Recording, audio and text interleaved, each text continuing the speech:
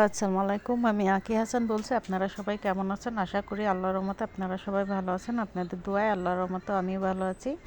আমি এই যে আজকে পাতাকপি দিয়ে আলু দিয়ে মাছ দিয়ে রান্না করে দেখাবো। এটা আমি কিভাবে রান্না করি তাই আপনাদের সাথে শেয়ার করতেছি।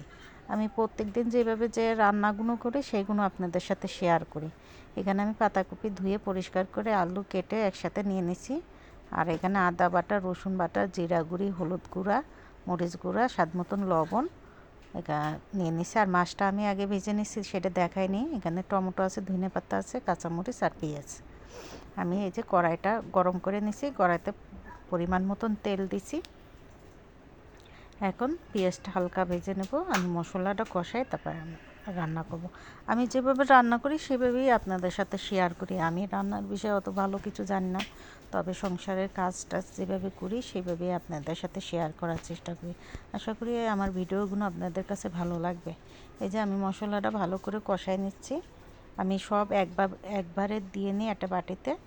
আর এইভাবে আমার সুবিধা হয়, এই জন্য আমি এইভাবে দিই। আপনারা চাইলে এক এক করে দিয়ে নিতে পারেন। এই যে মশলা আমি ভালো করে কষাই নিয়ে এখন আমি এর ভিতরে পাতাকপিটা দিয়ে দেবো। এভাবে রান্না করে খাইলেও অনেক মজা লাগে। শীতকালে গরম ভাত দিয়ে খাইতে ভালো লাগে। কিংবা আপনারা চাইলে রুটি দিয়েও খাইতে পারেন। পাতাকপি ভাজি কিংবা রান্না, পাতাকপি রান্না কিংবা ভাজি সবই ভালো লাগে আমার কাছে। প্রথম পরে আর ভাল লাগে না, নতুন নতুন উঠলে অনেক ভাল লাগে। এই যে আমার কষানো হয়ে গেছে, দেখেন। আমি কিন্তু এর ভিতরে পানি দিই না। ওই মশলা কষানোর সময় যেটুকু পানি দিচ্ছি ওই পানি দিচ্ছি, তারপরে আর একটু পানি দিইনি, কারণ পাতাকপি থেকে বেশ পানি বাইরে।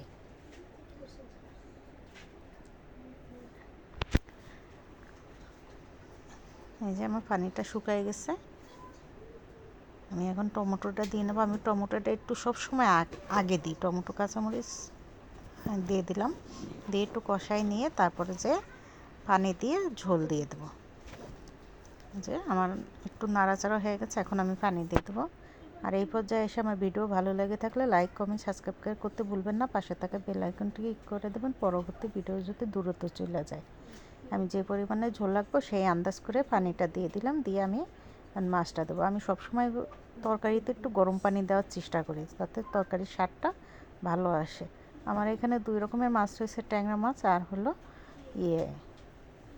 এটার কি ভেদা মাছ, আমরা যেটা বলি ভেদা মাছ, অনেকে রয়না মাছ বলে।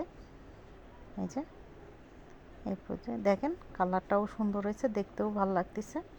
আর আমার ভিডিও কিংবা কথাতে ভুল ত্রুটি হয়ে থাকলে ক্ষমা দৃষ্টিতে দেখবেন। আমি কথা অত সুন্দর করে বলতে পারি না, ভিডিওটাও সুন্দর করে করতে পারি না, চেষ্টা করি। এই যে ধনেপাতা দিয়ে এখন নামাই নেব। ভালো থাকবেন, আল্লাহ হাফেজ। দেখেন কালারটা অনেক সুন্দর আসছে, ট্রাই করে দেখতে পারেন।